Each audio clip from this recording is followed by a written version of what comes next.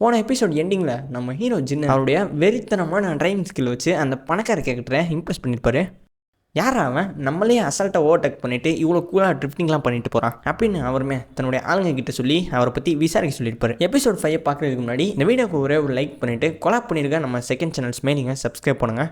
Copyright பிரச்சனை வந்துச்சுன்னா நம்ம செகண்ட் சேனலில் தான் கண்டினியூ பண்ணுவோம். எபிசோட் ஆரம்பத்தில் நம்ம ஹீரோ சண்டை போட்டான் இல்லையா ஒரு பாக்ஸரு, அந்த கேரக்டரோட பேர் ஜாங்கு. அவன் 2 ஆளுங்களை கூட்டிகிட்டு நம்ம ஹீரோவோட கடைக்கு வந்து சேரான்.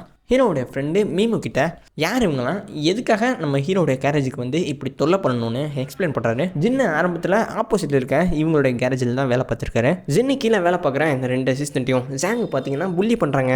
மீமு கிட்ட நீ இங்கே பத்திரமாருன்னு சொல்லிட்டு நம்ம ஜின்னுடைய நண்பர், என்னடா ஓனர் இல்லைன்னு சொல்லிட்டு கடையில் வந்து அட்வான்டேஜ் எடுத்துக்கிறீங்களா, நம்ம எல்லாருமே ஒன்றா தான் வேலை பார்த்து ஒரே இடத்துல இருக்கோம், வெளியில் யாருக்காச்சும் விஷயம் தெரிஞ்சுன்னா இம்ப்ரெஸிங்காக இருக்காது அப்படின்னு ஆப்போசிட்டில் இருக்கிற ஜாங்கியே பயங்கரமாக கலாய்க்கிறாங்க. நடக்கிற எல்லாத்தையும் நம்ம ஹீரோயினை சாப்பிட்டுக்கிட்டு சினிமாவில் இருக்க மாதிரி பார்க்குறாங்க. ஜின்னுடைய அசிஸ்டண்ட்டை அடிச்சதுக்கப்புறம் என்னடா ஓவரா பேசுகிறேன் இப்போ பாரு என்ன பண்ணுறேன்னு அவங்க இத்தனை நாளாக ஃபிக்ஸ் பண்ண அந்த ஒரு காரை அடிக்க போகிறாருங்க. சரியான சமயத்தில் மீமு அடிக்க வந்தவனை தடுத்தது மட்டும் இல்லாமல், யார் நீ, இந்த கடை உன்னோட ஃபேமிலி எதுவும் சொந்தமானு கேட்க, சொன்னது கரெக்ட் தான், இந்த கடை என்னோட ஃபேமிலிக்கு தான் சொந்தம்னு சொல்லி பொழிச்சுன்னு ஒரு அடி அடித்து காலாலே கிக்கு விட்டு அமுச்சு விட்றாங்க. தன்னோட அடியால் அடித்ததுக்கப்புறம் இந்த ஜாங்கு பையன் மீமு பக்கத்தில் போகிறான்.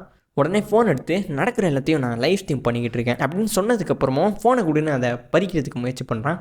ஜின்னு வேகமாக ஓடி வந்து அந்த ஜாங் கேரக்டருக்கு ஒரு பயங்கரமான கிக்கேமே கொடுக்குறான். அந்த பக்கம் நம்ம ஹீரோடைய நண்பர் சண்டை போடுறாரு, ஜின்னுடைய அசிஸ்டண்ட்டுமே சண்டை போட்டுக்கிட்டு இருக்காங்க. இந்த ஜாங்க்கு பக்கத்தில் இருக்க ஒரு ஸ்பேர் பார்ட் எடுத்து நம்ம ஹீரோவை தாக்குறான். பதிலுக்கு ஜின்னுமே நம்ம ஜாங்கை போட்டு பயங்கரமாக தாக்குறாரு.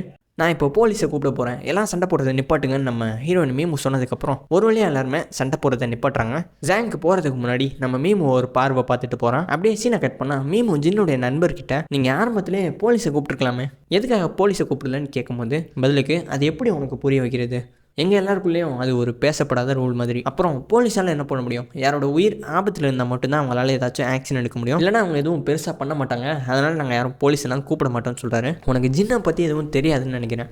அவன் இப்போ தான் தினமும் வேலையில் மூழ்கி இருக்கான். அதுவே ஸ்கூல் படிக்கும் போது அவனை எல்லாரும் டோக்கின் தான் கூப்பிடுவாங்க. நம்மளால் சண்டை போட முடியாதுன்னு சொன்னேன்ல, இது ஒருக்கானே ஜின்னு அவன் நினச்சானா 10 பேரை கூட ஈஸியாகவே நாக் அவுட் பண்ணுவான்.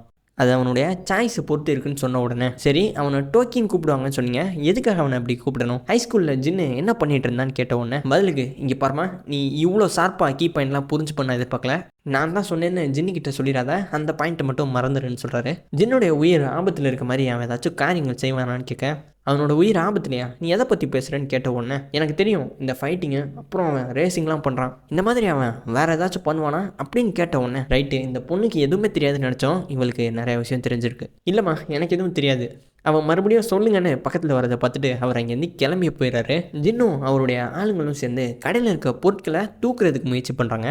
மீமு பார்த்தீங்கன்னா என்னால் ஹெல்ப் பண்ண முடியும்னு புரிய வைக்கிறதுக்காக அவங்களும் நம்ம ஹீரோவும் அவங்க ஆளுங்களும் பிடிச்சிருக்க அந்த ஒரு செல்ஃபை தூக்க முயற்சி பண்ணுறாங்க. நம்ம ஜின்னு ஒரு லுக்கு விட, என்ன பார்க்குற, நீ நினைக்கிற மாதிரி நான் ஒன்றும் அவ்வளோ வீக்லாம் கிடையாது, நீ ரொம்ப என்னை குறைவா இட போடுறேன்னு சொன்ன உடனே சரிம்மா நீயே தூக்குன்னு சொல்லிட்டு அவளும் தூக்க முயற்சி பண்ணுறான். ஆனால் தனியால் அவளால் எதுவும் பண்ண முடியல. அந்த செல்ஃபை விட்டு உன்னுடைய ட்ரெஸ்ஸு மேல்காயிரும், நான் உனக்கு ஒரு முக்கியமான வேலை வச்சுருக்கேன், அது இருக்கு பாரு அந்த ஸ்க்ரீவ் நட்ஸ்லாம், அதை போயிட்டு பிறக்குன்னு சொல்கிறாரு.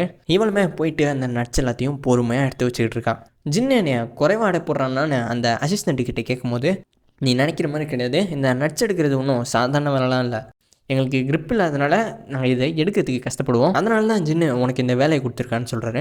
அப்படியே சீனை கட் பண்ணி யார் அந்த காரை ஓட்டுனதுன்னு ஒருத்தர் விசாரிச்சுக்கிட்டு இருந்தார்ல, அவரை காமிக்கிறாங்க. அவருக்கு ஃபைனலி அட்ரஸ்மே கிடச்சிடுது. அந்த காரை ஓட்டுனவனை பார்க்கறதுக்காக அந்த அட்ரஸ்க்கு போயிட்டு பார்த்தா ஜின்னுடைய ஃப்ரெண்ட் அங்கே இருக்காரு. அவர்கிட்ட போயிட்டு எனக்கு உன்னோட காரை பார்க்கணும்னு சொன்ன உடனே, கார் தானே இங்கே வாங்க, என்கிட்ட 2 கலரில் இருக்குன்னு சொல்லி குழந்தைங்களை உள்ளே வச்சு கூட்டு போகக்கூடிய 2 விளையாட்டு சாமானை கட்டுறாருங்க. நான் இந்த காரை சொல்லலை, மவுண்டனில் ரேசிங் ஓட்டக்கூடிய ரேஸ் காரை சொல்கிறேன். ரேஸ் காரா, இவன் ஜின்னை பற்றி பேசுகிறானோன்னு இவருக்கு குழப்பமாக இருக்குது. ஃபோட்டோ காமிச்சு இந்த பிளாக் கலர் காரை ஓட்டுனது நீ தானா, நீ எதுக்காக அந்த ஒரு டேர்னிங்கில் ஹெட்லைட்டை போடாமல் வண்டி ஓட்டுனேன்னு கேட்குறாரு. ஆமாம் அந்த பிளாக் கலர் காரை ஓட்டுனது நான் தானே இவருமே ஒத்துக்கிறாரு. பட் உண்மையாகவே அந்த காரை ஓட்டுனது யாருன்னு உங்களுக்கே தெரிஞ்சிருக்கும், நம்ம ஹீரோ ஜின்னு தான்.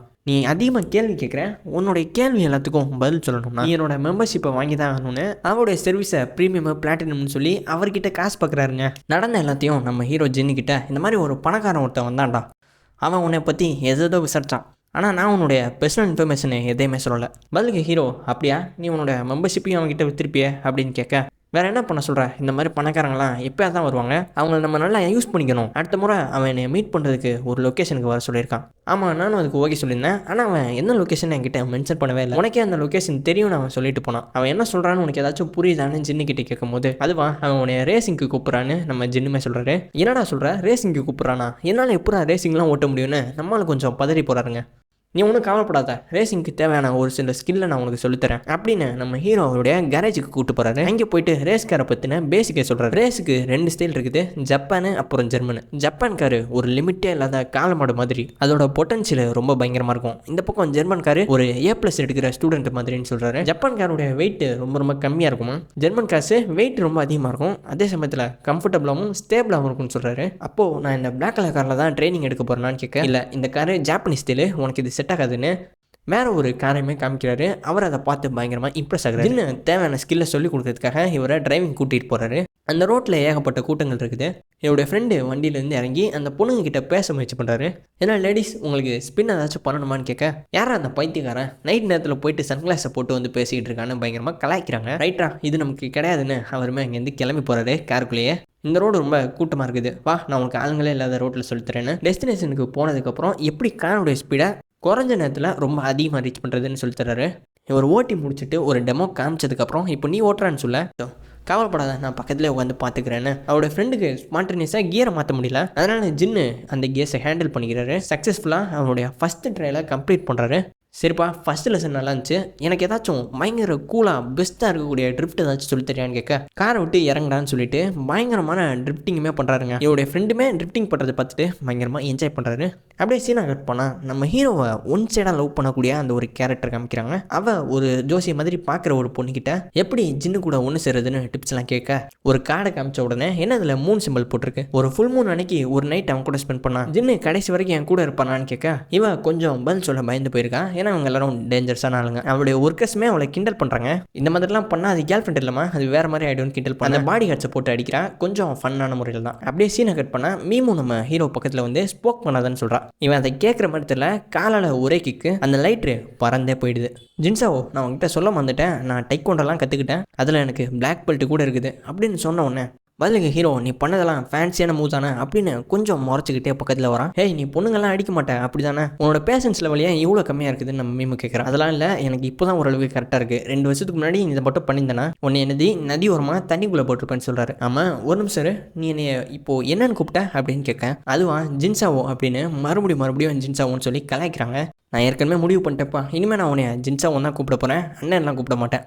அவருடைய ஃப்ரெண்டு கேரேஜுக்கு வந்து டிரைவிங் ப்ராக்டிஸை பற்றி பேசுகிறத பார்த்துட்டு, இந்த காரில் தான் டிரைவிங் கற்றுக்க போகிறீங்களா, உங்களுடைய கார் ஏன் இவ்வளோ ஃப்ளாஷியாக பிங்க் கலரில் இருக்குன்னு கேட்க, இது ஃப்ளாஷிலாம் இல்லை, இதுதான் பார்பி கார்னு சொல்கிறாரு. நீங்கள் டிரைவிங் கற்றுக்கிறீங்களா, அப்போ நானுமே உங்கள் கூட வரேன்னு சொல்கிறேன். இவ போயிட்டு அந்த திங்ஸ் எடுக்க போகும்போது அந்த கவருக்குள்ளே ஒரு பாக்கெட்டுமே இருக்குதுங்க, அடல்ட்ஸ் யூஸ் பண்ணுற மெட்டீரியல். அதை பார்த்த உடனே இவளுக்கு ஒரே ஷாக்கு. ஹீரோ அவாய்ட் பண்ணுற மாதிரி ஒரு 10 அடி தள்ளி ஓடி போகிறான். இவனுக்கு ஒன்றுமே புரியல. அவன் ஃப்ரெண்டு கிட்ட, இங்கே பாரு இந்த மீமும் எப்போவுமே என்னை சுற்றி தான் வந்துக்கிட்டு இருப்பான், என்னன்னு தெரியல அவள் திடீர்னு என்னை அவாய்ட் பண்ணுறா, என்கிட்ட இருந்து அவ்வளோ ஃபாஸ்ட்டாக ஓடி போகிறான்னு சொன்ன உடனே, இங்கே பார்ப்பா பொண்ணுங்க மனசெல்லாம் என்ன இருக்குது புரிஞ்சுக்க முயற்சி பண்ணாத, அதை நம்மளால புரிஞ்சுக்கவே முடியாது, நீ ஸ்கூல் படிக்கும் போதெல்லாம் இதை பற்றி விசாரிக்க மாட்டேன், இப்போ மட்டும் என்னாச்சு அப்படின்னு கேட்குறாரு. சரி ஓகே, நீ போயிட்டு அவளை அப்படியே வீட்டிலேயே இறக்கி விட்டுருன்னு சொன்ன உடனே மீமுவை கூட்டிகிட்டு போகிறாரு. அப்படியே சீனை கட் பண்ணால் நம்ம ஹீரோ ஜின்னு ஒரு பாரில் ஒரு பர்சனை மீட் பண்ணுறாரு. ரேசிங்கை பற்றி முக்கியமாக டிஸ்கஸ் பண்ணுறாங்க. இந்த அசோசியேஷன் பாயிண்ட்ஸுக்கு வெளியானங்கள்லாம் உள்ளே வந்து ரேங்கிங்கில் வரதே பெரிய விஷயம் இல்லை, அதுவும் 6 மாதத்தில் டாப் 10 வர்றதுன்றது கிட்டத்தட்ட இம்பாசிபிள். என்னோட காரில் முக்கியமான மாடிஃபிகேஷன்லாம் பண்ணோம், அதுக்கு இப்போது டைம் தான் இல்லைன்னு சொன்ன உடனே, நீ பின்வாங்குறியான்னு கேட்க, அதெல்லாம் இல்லை, எனக்கு இன்னும் 2 மாதம் டைம் இருக்குது, நான் ரேஸ்க்கு மறுபடியும் ட்ரை பண்ண போகிறேன்னு சொல்கிறாரு. அப்படியே அந்த இடத்துல எபிசோடையும் முடிக்கிறாங்க.